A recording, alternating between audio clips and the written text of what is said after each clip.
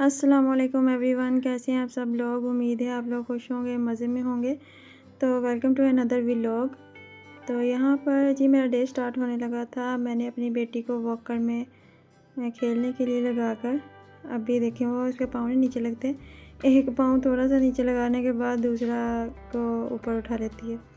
तो जी मैं चली गई थी किचन के अंदर क्योंकि दावत थी तो उसकी तैयारी करनी थी।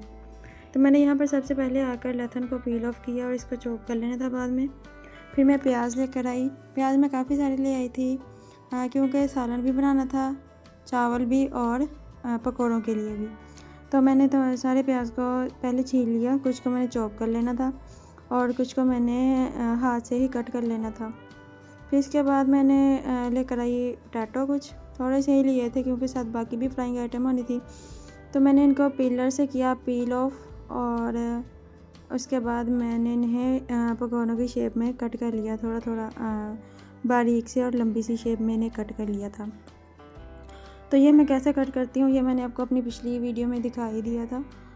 तो जी आप लोग भी ज़रूर बताइएगा। अब आखिरी अशरा स्टार्ट है तो आप लोग भी इफ्तारियाँ वगैरह करवा रहे हैं और ईद की तैयारी भी ज़ोर शोर पर है।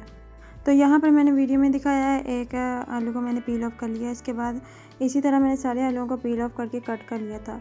तो यहाँ पर जी है मैंने चॉपिंग करके रखी हुई थी सारी। मैंने पोटैटो पकौड़ों के लिए भिगो कर रख दिए थे ताकि वो ब्लैक ना हो जाए। ये मैंने पकौड़ों के लिए और चावलों के लिए प्याज काट लिया था, टमाटर काट लिया था प्याज के लिए, और ये मैंने लहसुन को भी धो कर रख लिया था।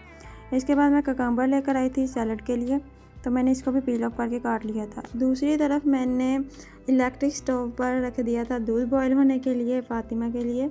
उसके अंदर मैंने ऐड की थी सौंफ, इलायची।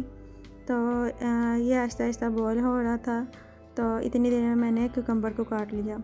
कुकम्बर को मैंने सिंपली काटा था छोटा छोटा, और इसको फिर मैंने सर्विंग प्लेट में ही डायरेक्ट निकाल कर तो रख लिया था।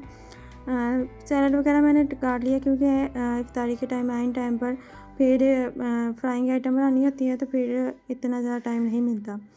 तो इसलिए मैंने सैलड को पहले ही काट कर रख लिया था। तो सैलड के अंदर मैंने सिर्फ कुकम्बर ही लिए थे। तो मैं कुकम्बर काट रही हूँ। यहाँ पर मैंने इस तरह किया था कि चॉपर पर मैंने सबसे पहले ये कटिंग बोर्ड पर मैंने सबसे पहले सारी वेजिटेबल्स और जितनी भी ज़रूरत की चीज़ें थी वो काट ली थी। फ्रूट को मैंने बाद में इसे अच्छे तरीके से धोने के बाद फिर मैंने फ्रूट चाट के लिए इसके ऊपर फ्रूट काटा था। तो धनिया वगैरह भी मैंने इस पर सबसे पहले काट लिया था। तो यहाँ पर जी मैंने इसे डिश आउट कर लिया था, तो हमने इसी में सर्व कर दिया था बाद में। इसके बाद मैं करूँगी रायता की तैयारी। रायता के लिए मैंने लिया था मिंट थोड़ा सा, उसके अंदर मैंने एक जो थी ग्रीन मिर्च उसको मैंने काट कर रख दिया था। इसको मैं चॉपर के अंदर ही बना लूँगी। और साथ जो मैंने मिर्चें काट कर रखी हुई हैं ये मैंने पुलाव के लिए बनाई थी। तो यहाँ पर हम प्रेशर लगाने लगे थे कीमा बनाने के लिए। कीमा डाला, इसके अंदर प्याज डाला, लहसुन अदरक का पेस्ट डाला, तमाम स्पाइसेस डाले, साथ टमाटर डालकर इसको मैंने रख दिया। यहाँ जी मैंने स्ट्रॉबेरी की भी धो लिया था, पालक काटी थी पकौड़ों के लिए, मटर छीले थे कीमे के लिए, मटर के दाने वगैरह निकाल कर सारा कुछ रख लिया था। यहाँ पर ऑलमोस्ट सारी तैयारी हो चुकी थी। तो फिर अब बारी आ गई थी चिकन की। चिकन के अंदर मैंने चिकन को धोने था, तो धोने के लिए मैंने इसके अंदर विनेगर डाला, 4 कप डाला था मैंने इसके अंदर। फिर इसके अंदर पानी डालने के बाद मैंने इसको थोड़ी देर के लिए, आधे घंटे के लिए रखा ताकि इसका सारा जो ब्लड है वो निकल जाए। फिर इस तरह जो चिकन है वो बहुत अच्छा धोया जाता है। तो मैं यहाँ पर इसको पानी वगैरह डालने के बाद रखने के बाद अपनी बाकी तैयारी करनी स्टार्ट कर दी थी। चिकन डाला था मैंने पुलाव के अंदर, चिकन पुलाव बनाना था। फिर इसके बाद जी मैंने फ्रूट चाट की तैयारी की। फ्रूट चाट में मैंने डाली थी खजूरें, किशमिश, खरबूजा, सेब, अमरूद और बनाना। तो स्ट्रॉबेरी भी काट कर डालनी थी लेकिन याद भूल गया था एंड पर। पहले डालूँ तो वो फिर अपना रेड कलर सारी फ्रूट चाट में छोड़ देती है। तो यहाँ पर मैंने इसके अंदर फिर मैंने ऐड की थी सॉरी शुगर, चाट मसाला डालने के बाद इसको फ्रिज में रख दिया था। यहाँ पर मैं चिकन की बुनाई कर रही थी पुलाव के लिए, और इसके अंदर तमाम स्पाइसेस वगैरह इस टाइम पे मैंने डाल लिए थे।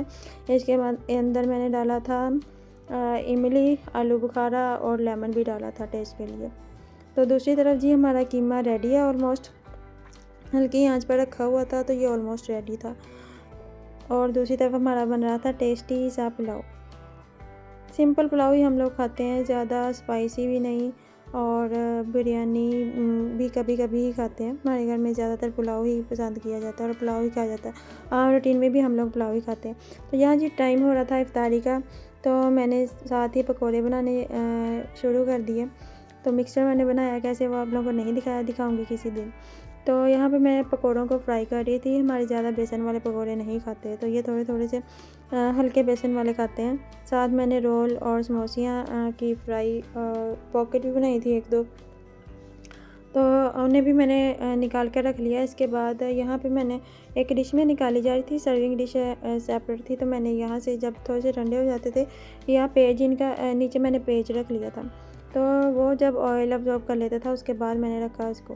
तो यहाँ जी हमारा दस्तरखान रेडी था। नगर्स फ्राई किए थे, रोल और समोसियाँ थी, साथ थे पकोड़े, साथ था रायता, केचप, फ्रूट चाट, और जी ये सारी हमारी इफ्तारी थी।